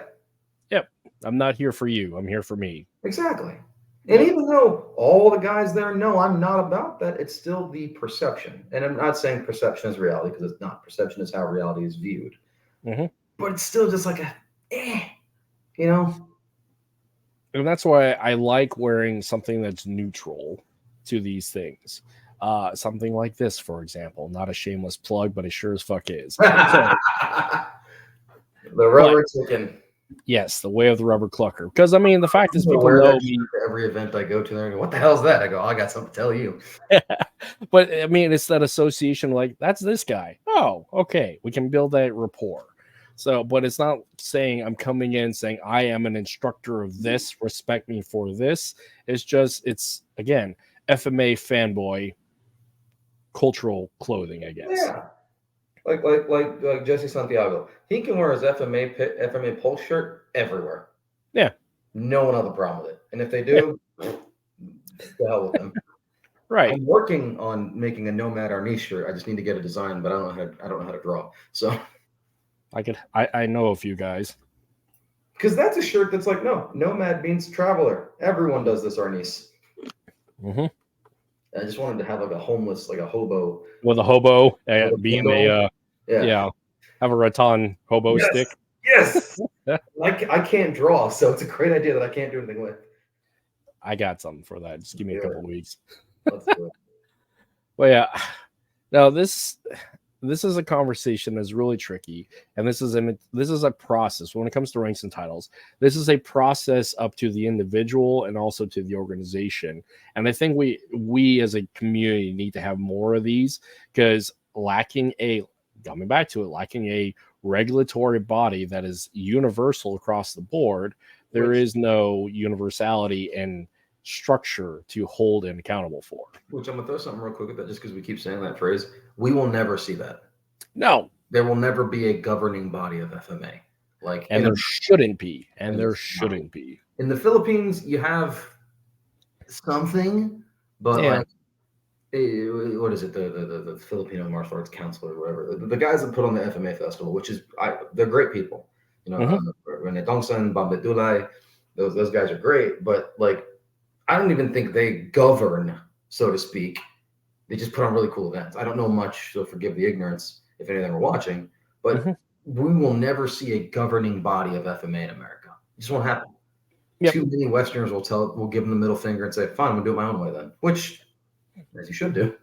Well, yeah, absolutely, because, fuck the government. But point being, that's the guy in Homer, Alaska. As far away from government oversight as possible. Yeah, you'd be surprised here in Homer, like the People's Republic of Homer. That's a different story.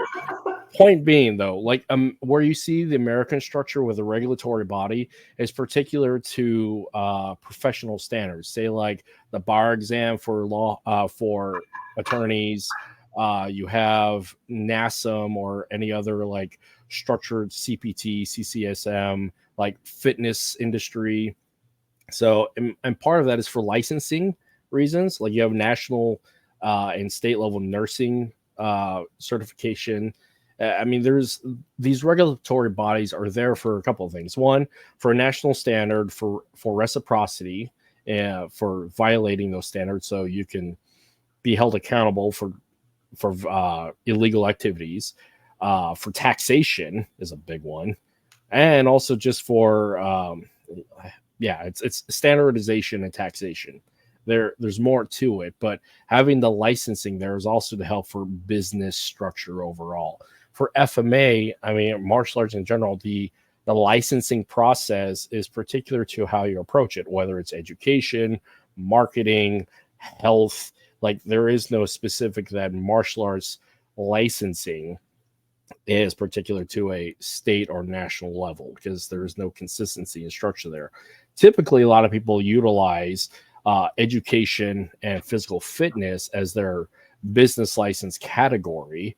And typically on top of all that, for insurance and taxation, they fall underneath a bracket of a physical fitness certification for a regulatory body to maintain their certificates and compliance. So like with USA Boxing or Team USA, for any of those sports, you have your annual certifications for maintaining like your level 1 boxing, level 2, level 3.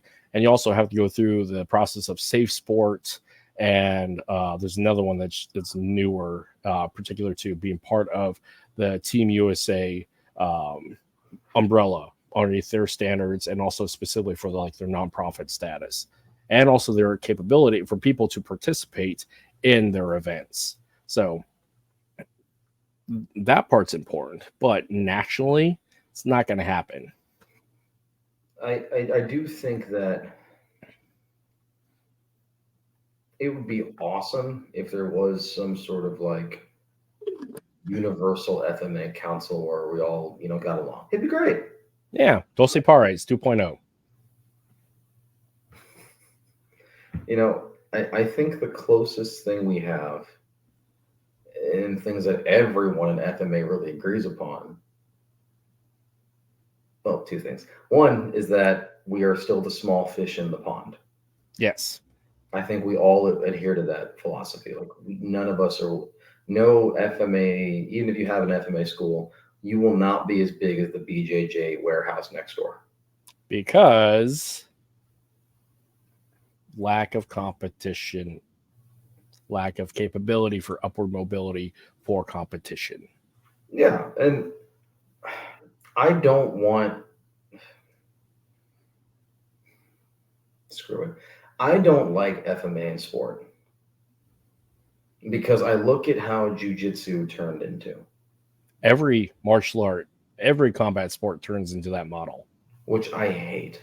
Mm-hmm. Because I truly think that when you look at what jujitsu was from the samurai perspective, when they were doing it to disembowel their enemies, and then you look at what BJJ is. Yeah. The samurai never touched the ground. No. It was standing small circle, and it's to disarm, and through that process of striking to stay on your feet, and that issue like you've been disarmed.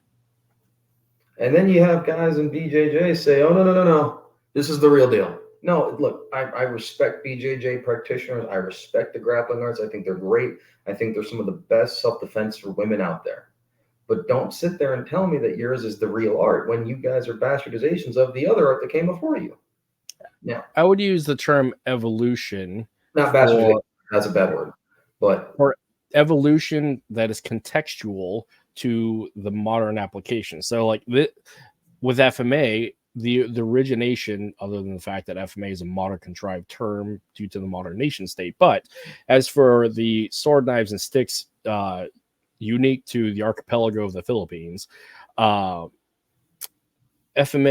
was used in tribal warfare. It was also used in World War II. It was also used in colonial issues particular to the U.S. It was also currently used in dealing with fighting Abu Sayyaf. I mean, there's these different evolutions. But as the variety of Filipino martial arts left the Philippines and came to the West, there is an evolution. So like in the case of jiu-jitsu, as in the way, the martial way of fighting from Japan, because there's also the linguistic thing that we have to pay attention to, like the nomenclature of do versus jitsu. Do being the way of, more of a philosophical standpoint, jitsu as in the martial approach to it, like the application, the combative usage, the military usage that is very procedural and specific to warfare. There is an evolution depending upon the time period, usage, and location. So like jiu-jitsu from Japan moving to Brazil, so that's an evolutionary change. Brazil leading into the UFC leading into modern practice for like flow jiu-jitsu and non-gi, now leading into combative jiu-jitsu with firearms and knives. Like there's these consistent evolutionary changes based upon the context, time period, and current usage in practice. FMA is clearly in that situation because tribal warfare, insurgency, revolution, moving to the US, the variety of stuff that happens to the US depending upon the regionality, say like Hawaii, Stockton, East Coast, and then leading into modern schools with like the proliferation through GM Remy, GM Bobby, Grand Tuhan, and Manong Angel Cabales. Then leading into like the military usage by modern militaries like special operations, now leading into like semi-competitive, and of course all the wide variety of us here on social media. So, and forgive me, I should not have said bastardization. That was an incorrect. It's okay. I don't want FMA to lose its. I don't want to see it turn into a sport because I don't want to see it lose what it was about. Now, granted, that also speaks to the idea that it's already lost what it's about, because I don't care what we've had this conversation. I don't think any FMA system today, these guys and I met a guy who says, ours is the true killing art of FMA. Yeah. You ever killed anyone with it? So, Dr. Kelly, yes. Point in case. Adapt, flow, improvise, and make your own, because the expression is unique to the individual, their education, their experience, their application, their capability, their limitations. So that is the part of like the true development and evolution of whatever art that you have. Because when you're constrained by methodology, you're limiting yourself to just that data point. You have to have multiple data points to grow, because to grow is to experience. The summation of your life is your experiences. So why not experience it all? Agree completely. Yeah. Of course, Dr. Kelly drops the big bomb right there. Gotta love it. Oh, Clive, we're talking about ranks, titles, and black belts, and that mess that is that within our community. So Popeye's chicken versus KFC chicken. IHOP versus Denny's. Waffle House beats everybody. Yeah. Well, they have a dedicated track record of combat. So I mean, the chair is a valid thing. But yeah. But that girl caught that chair at a thin air, looked her dead in the eye, and said, "Let's go again. I dare you." Yeah. Get some. But again, and again, with like this issue about evolution in martial arts, and without like, so I keep coming back to this point that without a standardization of competition to be the lead or to the end all goal for Filipino martial arts, the buy-in for long-term growth is really limited for like the American sport mentality. Because the fact is, Americans like sport. We like winning, we like fighting, we like competing. We like watching other people lose. Yeah, we like other people losing, not us, but them. So the achievements therein is based upon competition. And with FMA, there's some great competition opportunities out there that are specific to the organizations. But until there's something like the Olympics, for example, but as a result of the Olympics, there is a adjustment to the rule sets and the authenticity, if there is a thing called authenticity, particular to any martial art. There has to be some adjustments for safety and for palatability for the observers, because one, you have to take care of the athletes. You also have to take care of the body that's going to put out this information, and you have to be palatable to the consumer base that's going to watch this. Because point case with like Muay Thai is an interim sport for the Olympics, but I think Muay Thai is far too bloody and violent for the Olympics, because nobody wants to see people get their elbows cut up on somebody's, or their eyes cut up on somebody's elbow. But with that though, and that's where, and I didn't listen to the entire conversation you had with Justin and the other guy you had on about the sparring stuff. Lamont, yeah. The problem, and I've been brought up. People have brought the ideas of Olympic Arnis. Mm-hmm. My big problem again is you will never have a group of Filipino martial artists agree on a rule set. No. And at that point, it delineates so much that, like, I'll never forget, I was doing some free flow with some guys, and they're very good at what they do. Mm-hmm. I'm also no slouch at what I do. So what did I do when I saw that they were getting really good? Oh, okay, cool. Boom, boom. Here, switch to left hand.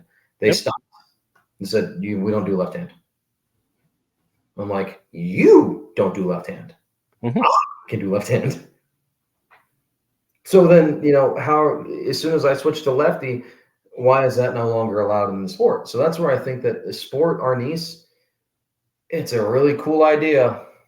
I don't want to see the arts delineate even further. And I think sports, they'll delineate a whole lot more. Well, the other one too, like the perspective that people see online, and especially with the buy-in for the average suburban soccer mom coming into the martial arts academy saying, yeah, FMA. Well, when they see only Dog Brothers is amazing, and they done great for us.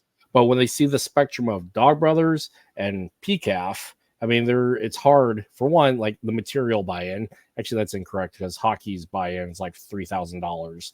But for the buy-in on the equipment cost, the buy-in on the fact of like the intensity, it's hard for a lot of suburban parents to say, hey, FMA, Johnny Petunia is going to get hit with sticks, swords, and knives. That's kind of scary. So we're going to move to something that's safer in the viewpoint, like jiu-jitsu, when the fact is they're choking each other out, but that's a whole other thing. But bash your skull in with a giant rattan stick from a Dog Brother. Yeah, so it's like that perspective is hard. So when you have a graduated approach to competitions such as like PCAF and WACAF, where the buy-in for an athlete longevity is there because you have the padded sticks, you have the armor, and the rule sets are tailored toward, like I said, longevity, not necessarily for full contact. And it's going back to this issue about like a junior black belt leading to a senior black belt. The junior black belts, especially for competition, they are in point sparring. They're in the non-full contact because, one, you want to look at the safety and development of that athlete. When they jump over to the adult ranks, that's when you get the semi-pro, full contact, professional level fighting. Because, one, they've crossed that gap legally as an adult and physically, because a 16-year-old is very different than a 25-year-old. A 40-year-old is definitely a lot different than an 18-year-old. So I do not want to scrap it up with an 18-year-old at this point. And just in the same with that, with FMA as a combat sport, we also have to look at the different styles, methods, and ages and ranks. Because, I mean, for a open karate tournament, I would love to see PCAF and WACAF rules or foam stick rules, because that's cool to watch. But again, the hard part is definition. Is this FMA? Is this the only level of FMA? And that's just a matter of, one, the education of the people coming in and the education of the instructors expanding out there to express and explain to these people coming in.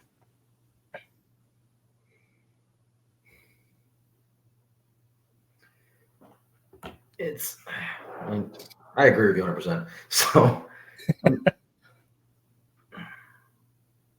I think the sport's fun. You know, I've done some Dog Brother stuff. Getting to mix it up with Dogzilla was an honor, and I'll never forget it. And he was going very easy on me because he could have killed me. But you know, it's as someone who worked in a commercial dojo, and then I see the sports stuff, and I see that they want to bring FMA into sports. I go, either it'll be too graphic and it will never last, or it'll be too soft and it'll ruin the art. Yeah. Again, point sparring taekwondo versus Olympic style versus now current Olympic style versus how it was back in the 90s and 2000s. Or better yet, like the 80s. My dad's tournaments back in the day, they didn't stop until dude was on the floor. Oh, yeah. My tournaments, I got yelled at when I hook punched. Oh, yeah. Where is this? Oh, I got a great video for you. So, like, here, a little history lesson that my dad consistently has told me. Like, fighting...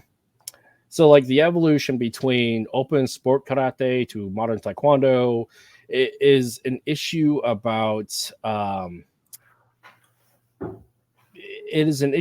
like there was a problem with sport karate when a bunch of not very good boxers or mid-range boxers, we'll say like the journeyman boxers, came into sport karate where they have the rule sets of like it evolved to like you have to throw a certain amount of kicks before you can do head punches.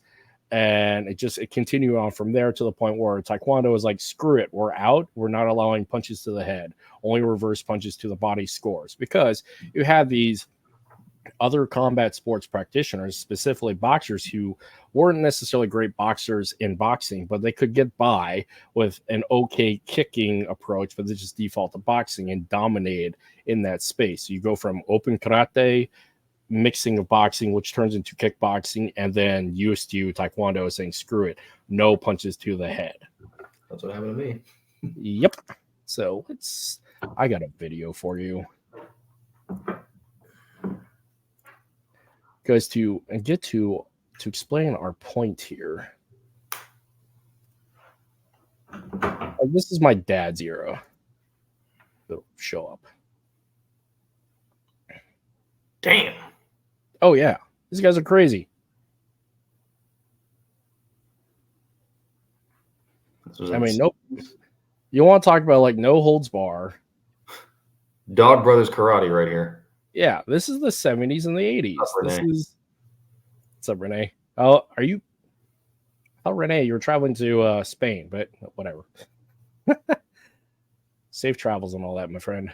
But yeah, this is how fighting evolved, because like the long-term perspective of the sport, because one, culturally, America was a far different place back in the 70s and 80s, especially now in modern 2024. Looking at this is really hard for suburban families to look at it like like this idea of the brutality, the intensity, the lack of safety gear. This is hard for people to buy in. So this is where, for safety, they adjusted this approach to make it more marketable. Because I mean, they're doing full on slams and takedowns on basketball floors. Well, and that just goes back to the dojo running of like, in today's day and age, it wouldn't work. This type of thing would not work in a commercial dojo. No parent's going to want their kid to get hip tossed onto the floor like that. No. Which, like, the commercial dojo, it's bread and butter as kids' programs. Yeah. Yeah. You're absolutely correct, Renee. We are just talking about that, like the transition and change from like open karate to you have full contact boxing, or you just have professional level boxers coming into karate tournaments. Taekwondo people got pissed off about it and said no punches to the head, and this is where the change and continues on. And further, like with the Olympic style, where it is further turned into point sparring. And it looks like what it is. What's interesting is like the evolutionary change going back to like the full contact closer to this is actually with karate combat that promotion where it is full contact karate, where they allow everything up to the point of a takedown, which honestly, when I was fighting, I wish that was a thing. Is pride still a thing? No, I don't think so. Because those guys they get after it. Let me see. Rampage Jackson powerbombed a dude into the floor. Oh, yeah. And that was way before the UFC was doing it. Yeah. Pride Fighting Championships. Are they still active? I mean, the step up for that is actually the one championship, especially like Muay Thai wearing MMA gloves. That's fun to watch.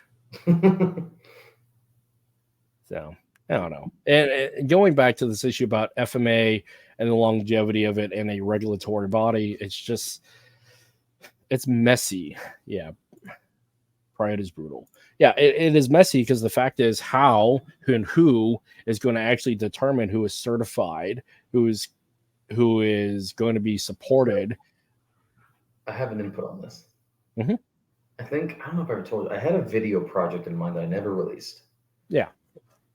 It was the what qualifies you as a grandmaster. Yeah. And I interviewed a bunch of guys and gals about that topic that were in my field, grandmaster level. Mm-hmm. And I was like, should I do this? I ended up never posting it or never creating it because it didn't feel right anymore. Like it felt great in the moment and I got this content and I still have all the videos. Yeah. I never did anything with it. But one of the things that a lot of these guys talked about, and several of these people were heads of their systems, several of these people were OGs, been around since long before I was even a twinkle in my dad's eye type stuff. Yeah. You know, and a lot of them said the same thing. One of the things that needs to be a grandmaster is you need to be recognized by your peers. Yes, peer review, because we have that in academia. Review. You can't have your students promote you. No. You can have your students acknowledge it. You can have your students recognize it, but your students can't be the one, grandmaster, we all came together. We decided as a group, you are now this. Mm-hmm. How can you determine what my skills are? You've not seen everything I can do. Right. That's why my dad, him and I, whenever we did talk about running, he goes, Chris, at the events we go to, I'm the only stick person there. So who's going to promote me in stick stuff? Right. Right. I mean, the process of peer review, I defer to two primary areas when it comes to leadership and organizational structure. One is the military, because the military is really great at that, but it's specific to that culture and that structure, because the buy-in for civilians, especially in a corporate structure, will not take on the abuse and structure and the cultural consistency of what the military is, just not being raised up as a private leading into an NCO or an officer. Mm-hmm. As Joe Schmo coming in at entry level with no cultural standard, the military approach to corporation leadership is not equivalent. Martial arts, however, kind of is, but still the buy-in is tricky. We defer and surrender our free will, and two, a organizational structure of a master-student dynamic or instructor-student dynamic, but it's still not the military. They try to run it like it, but it's still not the military.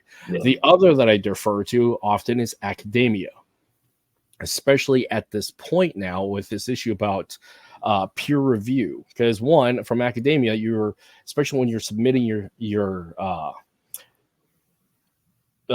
dissertation, you have to have a body of work and research, and you have to defend it against your superiors, and then later on and against your peers. So you're presenting information, presenting your findings, and at that point you should have the intellectual capacity, capability, and proficiency to do these things. And so the regulatory body is determining, like, because they're a body of masters, a body of PhDs, a body of people who've been there, done that, they can sign off on saying, hey, you've met the academic standard, the professional standard, welcome to the club. But part of that process is also on the same level as the peer review of your peers within the same field of saying, hey, we agree based upon one, the proof of work, two, the presentation of it, and the idea that this is going to benefit the community. So one of the really great examples, because Datu Kelly is in here, is the process of what Datu Kelly does with Warden Defense and NSI. Because what I really took away from Water and Steel, shameless plug, from Water and Steel this year, is the fact that this is a train-the-trainer set of school. It's a train-the-trainer situation where you have these high-caliber trainers from all over the country, all over the world, come in and they present, train, and share ideas. And it's a lab for exploration. And also it's a peer review point because everybody's watching everybody. Everybody's kind of like sharing ideas with everybody. And for those of us coming up as junior instructors, like myself, is I was brought in, I present a thing, and then there is a review thereafter of, does this meet to the tribal needs? Are you adding something to the tribe? Is there something that we need to adjust and mature? I mean, that structure works. But the problem we run into from a corporate structure and an American regulatory body, does that rank and title match? The answer is no. Mm-hmm. But within the tribe and organization, it does. So it's really a matter of what you want to do with that title, that rank, and that process of certification. Because again, my black belts in Taekwondo and Shotokan does nothing for me in academia.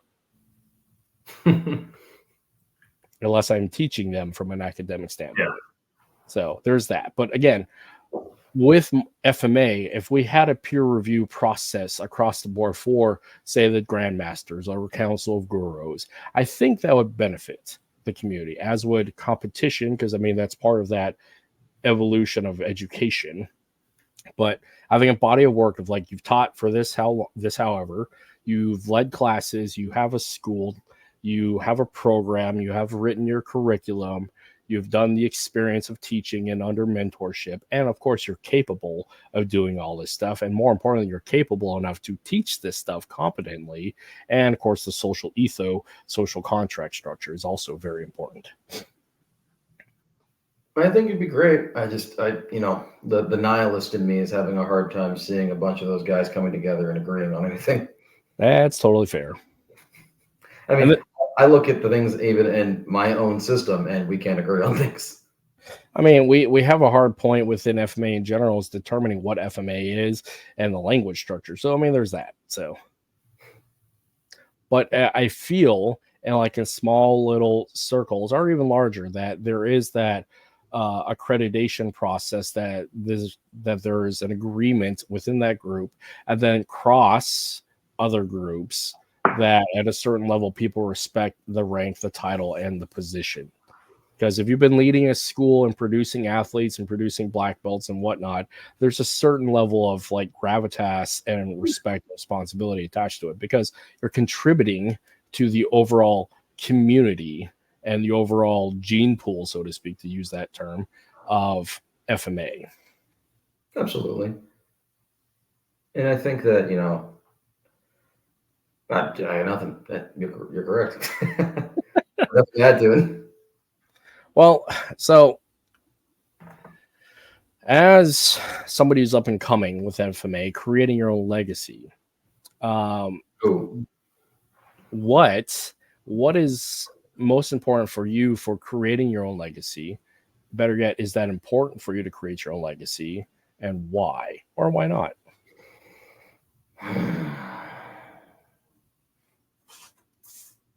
Thanks, Kurt. Because actually, the last bit of it is, what are you going to do with it, if anything? Figured. Yes, creating my own legacy is important, but in my very blessed case, I also want to continue the legacy of my forebearers. I want to continue the legacy of my dad and Professor. You know, and I never knew Professor, but I've learned a good bit about the man. Creating my own legacy is very important to me because I don't want these things to die, nor do I want them to be the exact same as where I found them. You know, I look at modern Arnis, and some people have given me flack for my journey, saying you flip flop too much, you go out too much, you don't commit yourself, et cetera, et cetera, et cetera. And I say, look, should I devote myself to another FMA art? Maybe. You have no right to tell me what to do. My journey's mine own. Exactly. And as far as I can tell, Remy said this: whatever you do, it is your modern Arnis. Bobby Tabata, he's told me specifically, he's told me personally, and as I've seen him say in front of seminars, you do modern Arnis and your Balintawak, it is now Balintawak. It is your Balintawak. Or vice versa, you put Balintawak in your modern Arnis, it is your modern Arnis. So it's good enough for those two. To hell with everyone else. Yeah. Not to be negative, not to be combative or argumentative, but it's just like, you know, on the back of my business cards, I put the art within your art. Some people don't like that. I don't really care. They're my business cards. Again, your process, your journey is your own. Nobody will care more than it other than you. And you don't pay my rent.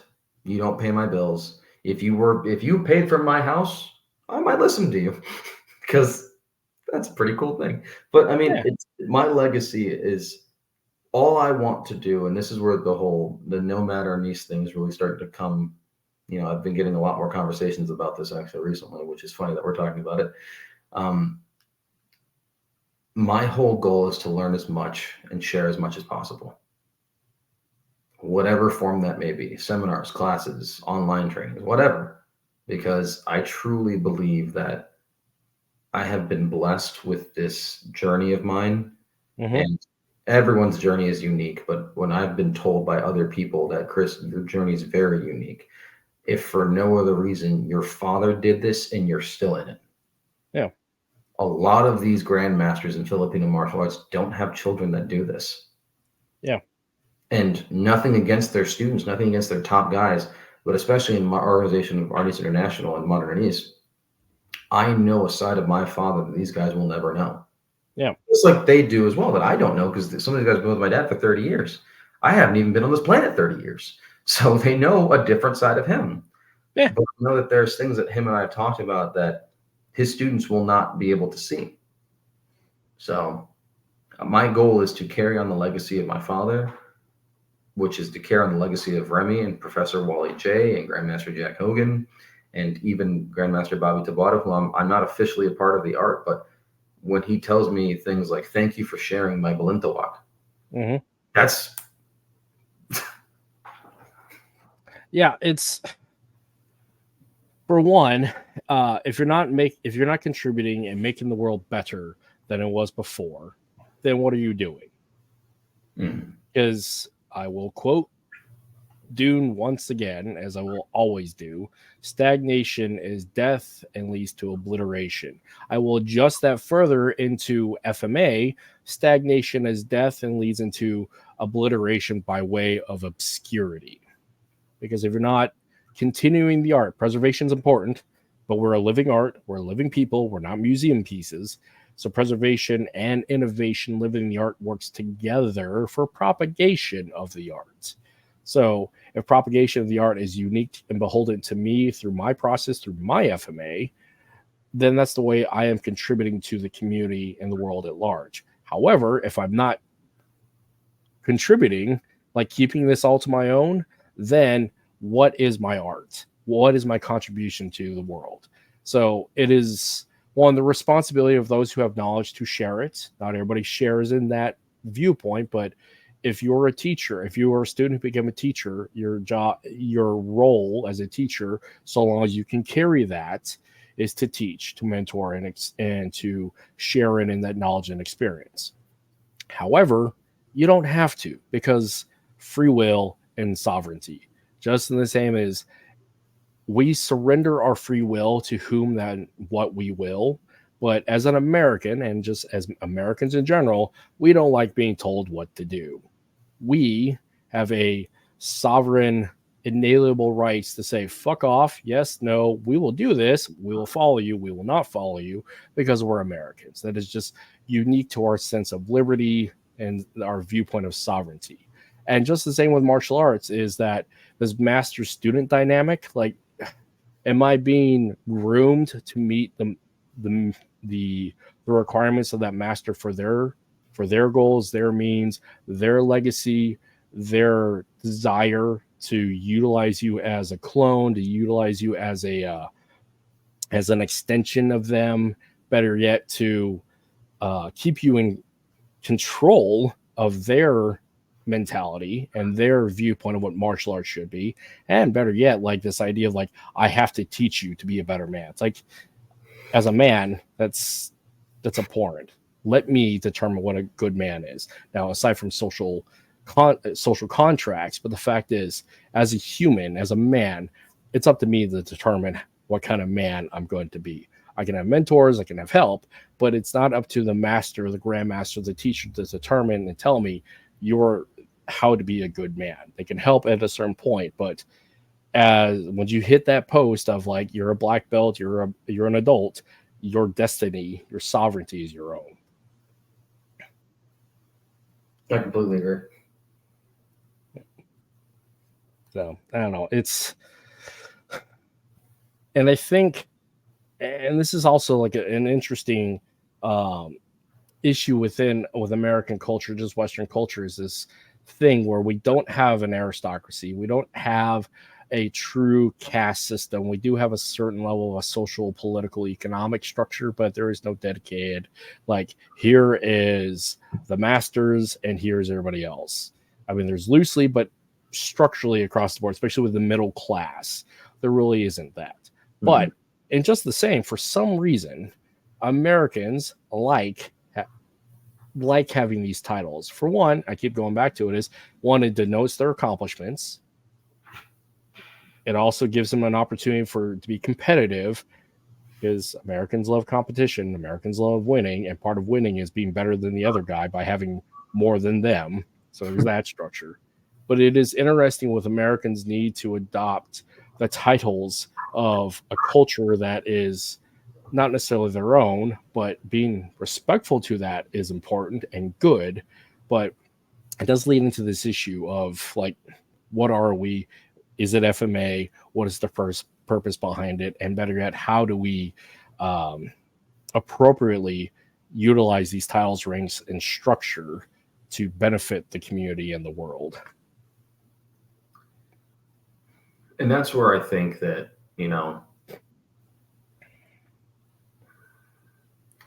I was having a talk with GM Bobby not too long ago, and he said thank you to me, and I was like, well, what, sir? He goes, thank you for spreading my friend Remy's art and my art. Mm-hmm. So it's our job to literally not to change what they're doing, but to carry on their goals, especially to add to it, yeah, to adapt and evolve. Mm-hmm. And I think especially when it comes to the people that we've mentioned that are good people, do I think that, just example of TaeKwonDo Belton and Dr. Kelly, having spoken to both of them only briefly, and seeing the commitment that Belton has for Kelly, I mean, mm-hmm. I guarantee Belton's going to carry on Kelly's legacy. Absolutely. Carrying on his own. Yep. And Belton's also an FQI in Blintalok. So, I mean, he's carrying on Bobby's legacy. We stand on the shoulders of those who came before us, and it's our job to pave the way for the next guys to stand on our shoulders. Yep. And also you can do it concurrently within your own class with your peers, because along with Tuhan Belton, you got guys like Charlie and Jeff Johnsgard. I mean, you have guys that came up with Belton underneath the tutelage of Datu Kelly that have different responsibilities within the tribe of NSI, but they're doing it together for the collaboration of the community and for the betterment and continuation of the community. Because there's also this issue about being the guy, because being the guy often is problematic because everybody wants to be the guy or gal. Modern Arnis, everyone wanted to be the guy after Remy died. Yeah. My dad, who told everyone to go to hell. But oh, and this is the issue again, going back to curriculum, without a dedicated chain of command rank structure that's written with policy, that's hard to follow, let alone anybody going to follow it by adding power to said document. Because not to go down that whole rabbit hole, because we could easily go another 2 hours on that one. Oh yeah. When there is a written document saying what should be done, no one gives a shit. Yep. I have a copy of it somewhere. No one cared. So. Yep. Because without the buy-in and without the enforcement of it, then what power does said piece of paper have? And again, let's say it put someone in charge that no one liked. Oh well. Can they vote them out by committee? Or they just leave the group and make their own thing. Which I have respect for those who walk away. But that's a whole other conversation. We should do an episode on people who leave. Oh, yeah. Let's really get controversial. Let's really do some cluckery. Yeah. People who leave, like, again, using Taekwondo for an example. I left Taekwondo when I lost my shot for the Junior Olympics, when I lost my shot for the Olympic trials and all that nonsense. And I haven't gone back to it because the hurt is too hard. I haven't gone back to Shotokan Karate because I shut the gym down, and the Shotokan Karate community is no longer operational in the community that I live in. So I left that. Obviously, I left the Modern Army Combatives program as a level 3 instructor because I am no longer in the military. That's a fun one. Or Krav Maga, for example. I no longer am part of any international Krav Maga community because I am a tribe of one, and I've left it and moved on. I've adopted into new tribes, but even just the same, like LFS or LFM. So this is like talk about legacy, a delineation between the difference between my father and I. My father calls our method the Leffler family method. It's really original. I call it LFS, which is system. Okay.